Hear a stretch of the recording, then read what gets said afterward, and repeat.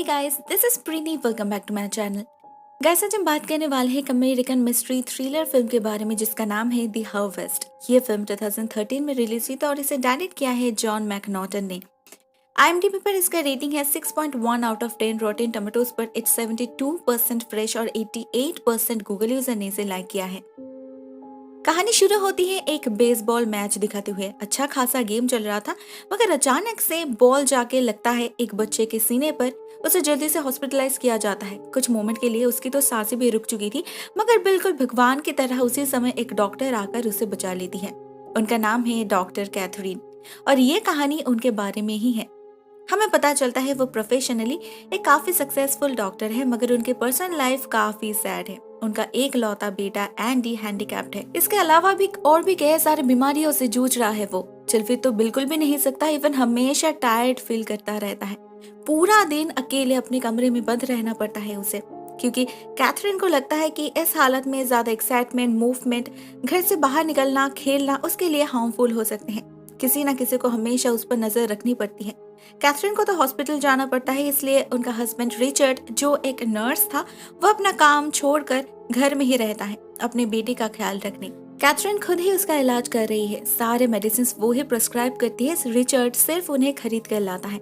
ऐसे ही एक दिन जब वो दवाई लेने बाहर गया था, हमें पता चलता है जो उसे ये दवाई सप्लाई करती है वो भी एक नर्स है, सैंड्रा, और उसके साथ रिचर्ड का अफेयर चल रहा है। इस बार सैंड्रा दवाई देते वक्त रिचर्ड को एक बार वार्न करती है क्योंकि ये मेडिसिन बहुत ही स्ट्रॉन्ग है और सिर्फ दौरे पड़ने के टाइम ही यूज किया जा सकता है, वो भी बहुत ही कम मात्रा में। मगर रिचर्ड इस बारे में कुछ नहीं कह सकता। डोसेज तो कैथरीन देती है। एट द सेम टाइम हम एंडी के घर के सबसे पास वाले घर में एक नई लड़की को शिफ्ट होते हुए देखते हैं। उसका नाम है मैरियन और उसकी उम्र एंडी के जैसी ही है। उसके पेरेंट्स की मौत हो चुकी है तो अभी से वो यहीं पर इसी घर में अपने दादा दादी के साथ रहने वाली है। एक दिन वो ऐसे ही घूमते घूमते एंडी के घर के पास जा पहुंचती है। कुछ देर उससे बात करती है। अभी वो तो बाहर खेलने नहीं आ सकता था तो मैरियन ही अंदर जाती है खिड़की से उसके साथ वीडियो गेम खेलने। कुछ देर तक वो लोग खेलते भी है मगर जैसे कैथरीन उसे देखती है हमें उसका एक और अलग ही रूप देखने मिलता है। कैथरीन मैरियन को देखकर बहुत ही ज्यादा नाराज हो जाती है। लिटरली वो उसे बाहर फेंक देती है। एक्चुअली हम यूं कह सकते हैं कैथरीन अपने बेटे को लेकर कुछ ज्यादा ही कंसर्न्ड है, ओवर पॉसेसिव है। वो कोई भी विजिटर्स अलाउ ही नहीं करती, एंडी को किसी से मिलने भी नहीं देती। वो लोग तो सिर्फ एक साथ खेलना चाहते थे मगर पता नहीं क्यों कैथरीन को मैरियन बिल्कुल भी पसंद नहीं थी। एंडी को अपने घर के पीछे एक स्केयर क्रो बनाना था तो मैरियन एक दिन कपड़ा लेकर उसके घर में जा पहुंचती है मगर कैथरीन उसके मुंह पर दरवाजा बंद कर देती है ये कहकर कि अभी एंडी उससे मिल नहीं सकता। मैरियन फिर भी हार नहीं मानती, वो अकेली ही उसे बनाने लगती है एंडी के इंस्ट्रक्शन के अकॉर्डिंग। लेकिन इससे कैथरीन और ज्यादा नाराज हो जाती है। आग का गोला बनकर मैरियन पर टूट पड़ती है। बेचारी मैरियन तो डर के मारे वहां से भाग निकलती है मगर कैथरीन डिसाइड कर चुकी थी उसे क्या करना है। नेक्स्ट डे मैरियन जब स्कूल में थी तब वो उसके घर जाती है और उसके अगेंस्ट कंप्लेन करती है। अभी मैरियन की दादी भी बहुत स्ट्रिक्ट हो चुकी थी, वो उसे एंडी के साथ मिलने जुलने से डायरेक्टली मना कर देती है। उधर कैथरीन भी बिल्कुल ही एक्सेंट्रिक बन चुकी थी। हो सके तो वो एंडी को सूरज के रोशनी से भी दूर रखना चाहती थी। असल में सिर्फ एंडी को ही नहीं, वो रिचर्ड को भी काफी ज्यादा डोमिनेट करती रहती है। उनकी मैरिज लाइफ काफी डिस्टर्ब्ड है। उस दिन हम देखते हैं उसके और रिचर्ड के बीच किसी बात को लेकर टेंशन चल रही है, शायद एंडी को लेकर ही, क्योंकि रिचर्ड पुराना एल्बम देख रहा था और वो लोग ट्रीटमेंट को लेकर भी बात कर रहे थे। कैथरीन को जल्द रिजल्ट चाहिए, इसीलिए वो बहुत ही ज्यादा एग्रेसिव वे में ट्रीटमेंट करती है जो रिचर्ड पसंद नहीं करता। एक तरफ कैथरीन डोजेज कम करना नहीं चाहती थी तो दूसरी तरफ रिचर्ड को साइड इफेक्ट्स की टेंशन थी। इवन उसके शरीर में साइड इफेक्ट्स दिखने भी लगे थे। उसका लिवर ठीक तरह से फंक्शन नहीं कर रहा था।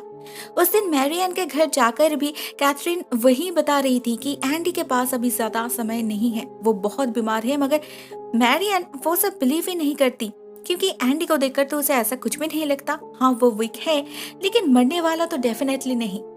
तो मैरियन उस दिन तो घर लौट चुकी थी मगर उसे पता था एंडी को किसी दोस्त की जरूरत है तो वो फिर से नेक्स्ट डे उसके घर जाती है। दरवाजे पर नॉक करती है। फॉर्चुनेटली घर में कैथरीन नहीं थी। रिचर्ड उसे अलाउ करता है क्योंकि उसे भी कहीं ना कहीं पता था एंडी को एक नॉर्मल लाइफ देना चाहिए, वो डिजर्व करता है।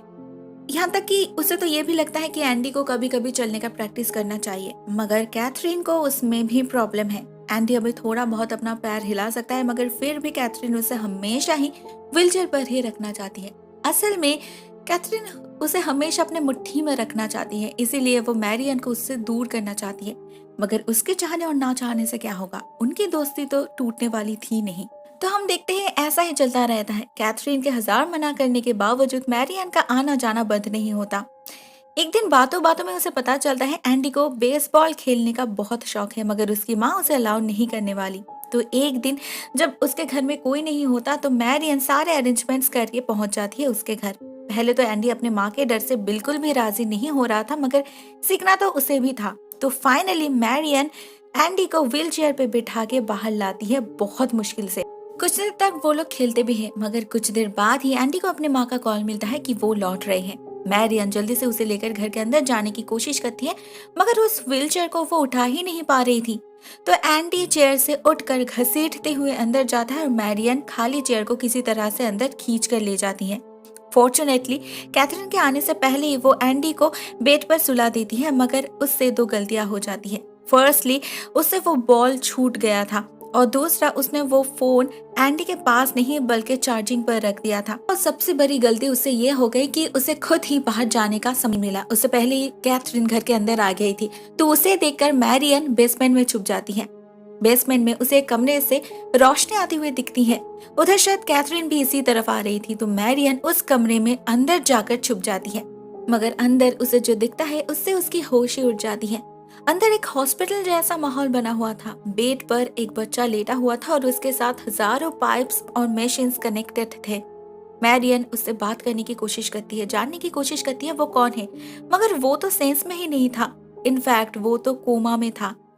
तभी मैरियन को कैथरीन की आवाज आती है और वो हड़बड़ी में स्टोरेज के पीछे जाके छुप जाती है, और जाते जाते उसके हाथ लगने के कारण उस बच्चे के शरीर से एक पाइप निकल जाता है, खून बहने लगता है। कैथरीन आती है और रिचर्ड भी। वो लोग इस बच्चे को बहुत ही प्यार से ट्रीट कर रहे थे।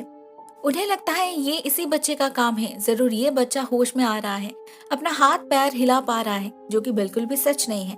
मगर आखिरकार ये बच्चा है कौन, वो तो मैरियन को भी नहीं पता। उसे वहाँ दो एक्स्ट्रा रिपोर्ट्स मिलती हैं, एक पर एनी का नाम लिखा हुआ था और दूसरे पर किसी जेसन खिमैनिक का नाम लिखा हुआ था। कैथरीन और रिचर्ड वहां से जाते ही मैरियन बाहर की तरफ भागती है। सबके सामने से वो तो फ्रंट डोर से नहीं निकल सकती थी, तो वो एक खिड़की से बाहर जंप करती है और घर भागती है। उधर कैथरीन को भी पता चल चुका था कि शायद उसके एब्सेंस में मैरियन फिर से इस घर में आई थी। उसने ही जरूर इस फोन को चार्जर पर रखी होगी, मगर एंडी कंटिन्यूअसली डिनाई करता रहता है। तो गुस्से में पागल होकर कैथरीन अपने बीमार बेटे को ही मारने लगती है, उसे बिस्तर से नीचे फेंक देती है। दर्द में डर से वो टॉयलेट कर देता है और दरवाजा बंद करते समय उसके हाथ पे भी चोट आ जाती है। मगर कैथरीन को ये सब कुछ भी दिखाई नहीं दे रही थी। उसके बेटे ने उससे झूठ कैसे कहा, उस पर जैसे भूत सवार हो चुका था। रिचर्ड उसे समझाने की कोशिश करता है कि एंडी को बस एक साथी की जरूरत है, मगर कैथरीन उल्टा उससे ही इंसल्ट कर देती है, उसे वर्थलेस बुलाती है। हम समझ पाते हैं यही है उनके बीच में दरार का कारण। दूसरी तरफ मैरियन इंटरनेट पे उस बच्चे के नाम से सर्च करने लगी थी, जेसन खिमैनिक। उसे पता चलता है इसी नाम का एक बच्चा 12 साल पहले एक हॉस्पिटल से चोरी हुआ था। चोर कोई जान पहचान का ही था, जिसने सिक्योरिटी कैमरा से बचकर कोई भी ट्रेस छोड़े बिना उस बच्चे को लेकर गायब हो गया। अभी तक पुलिस को कुछ भी पता नहीं चल पाया। मैरियन इस पेज को प्रिंट करती है और नेक्स्ट डे अपने ग्रैंड पेरेंट्स से भी शेयर करती है। वो बिल्कुल श्योर हो चुकी थी एंडी के पेरेंट्स ने ही इस बच्चे को किडनैप किया है, मगर कोई भी उसे सपोर्ट नहीं करता। इसी समय उधर कैथरीन को वो बेसबॉल मिलता है, जिससे उसे फिर से याद आती है कैसे एंडी ने उसे चीट किया है, और वो फिर से एक बार आग का गोला बनकर एंडी पर टूट पड़ती है। वो पागल हो चुकी थी। उसका one and only entertainment TV screen तक तोड़ देती है कैथरीन। उसके रूम से सारे कलर्स हटा के सफेद कर देती है, ऐसे वो उसका जीवन भी ऐसा ही करना चाहती है, उससे सारी खुशियां छीनना चाहती है। उसी रात हम देखते हैं कैथरीन और रिचर्ड उस बच्चे को ऑपरेट कर रहे हैं। शायद उसके लिवर में कुछ गड़बड़ है, मगर एट द सेम टाइम हम एंडी को भी हॉस्पिटल वाले एटमॉस्फेयर में ही देख पाते हैं, एज इफ उसका भी कुछ ऑपरेशन हुआ है।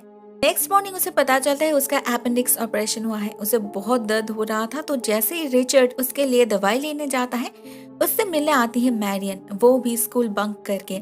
वो जेसन के बारे में बताने आई थी। एंडी उसके बातों पर बिलीव तो नहीं करता, मगर शक उसे भी जरूर होता है। अभी वो थोड़ा बहुत चलना सीख चुका था।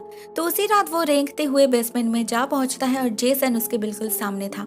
तब लकीली कैथरीन सो रही थी, तो रिचर्ड उसे संभाल लेता है, मगर इसी बीच गलती से एंडी के हाथ से जेसन का लाइफ सपोर्ट वाला प्लग निकल जाता है। भले ही रिचर्ड जल्दी से उसे एक्टिवेट करने की कोशिश करता है, मगर तब तक कैथरीन के पास खबर पहुंच चुकी थी।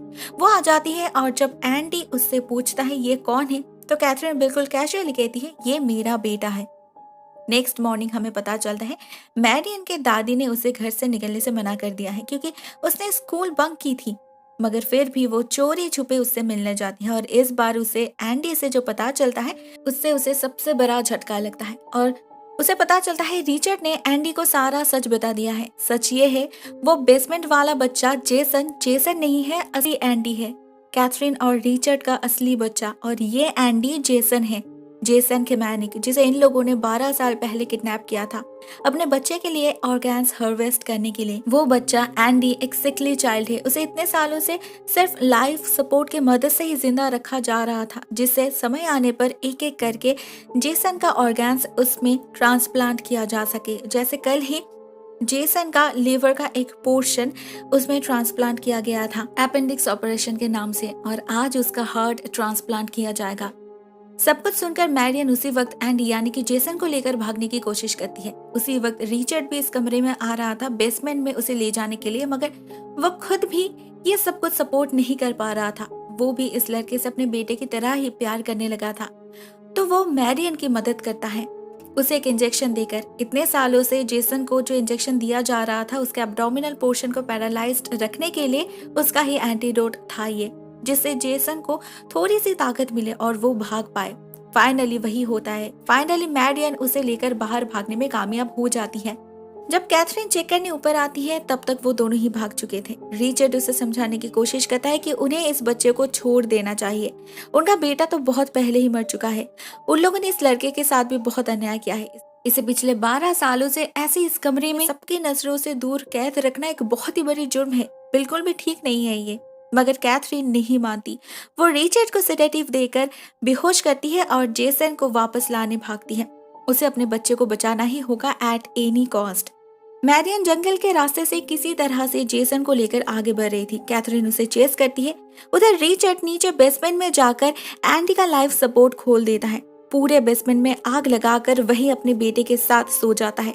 जैसे ही लाइफ सपोर्ट बंद होता है कैथरीन को सिग्नल मिलता है, तो उसे घर भागना ही पड़ता है वापस। तब तक पूरा बेसमेंट आग के चपेट में आ चुका था। कैथरीन के अंदर घुसते ही पूरा सीलिंग उस पर गिर जाता है और रिचर्ड के साथ साथ उसकी भी वहीं पर मौत हो जाती है। एट द फाइनल सीन हमें फिर से एक बेसबॉल मैच ही दिखता है और इस बार खेल रहे थे मैरियन और जेसन। वो बिल्कुल ठीक हो चुका था, कोई भी कमजोरी नहीं है उसे, क्योंकि उसे और कोई दवाई नहीं दी जा रही थी। मतलब आखिरकार मैरियन ने उसे बचा ही लिया।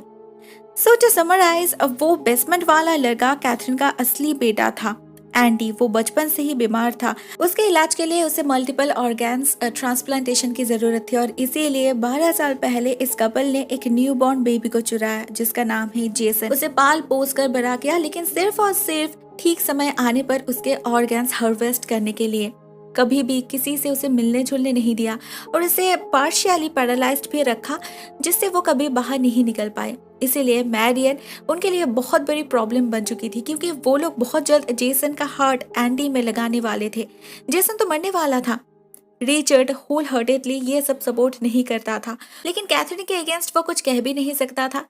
लेकिन जब फाइनली उसे मैरियन दिखती है, वो समझ चुका था कि ये लड़की जिद्दी है और ये जेसन को बचा सकती है, तो वो जेसन को भागने में मदद करता है एंड एज हिज पनिशमेंट वो खुद सुसाइड कर लेता है। साथ में कैथरीन को भी मार डालता है। डिसीजन लेना बहुत ही टफ था, लेकिन इससे एक इनोसेंट लड़के की जान बच गई। अभी शायद वो एक नॉर्मल लाइफ लीड कर सकता है। इस पूरे कहानी में मैरियन का क्रेडिट बहुत ही ज्यादा है। वो एक ट्रू फ्रेंड की तरह अपने दिल की बात सुनी और जेसन का साथ दिया, आखिर तक उसके साथ रही। सामने डेंजर को देखते हुए भी कभी भी उसका हाथ नहीं छोड़ा। इसे तो ट्रू फ्रेंडशिप कहा जाता है। दोस्तों, ये फिल्म यहीं पर एंड हो जाती है। Personally I really liked this film. अगर बात करें टाइटल की, तो ये पूरा मामला हार्वेस्टिंग का ही तो है, ऑर्गन्स हार्वेस्टिंग। तो इसके लिए इससे बेहतर टाइटल और क्या हो सकता है।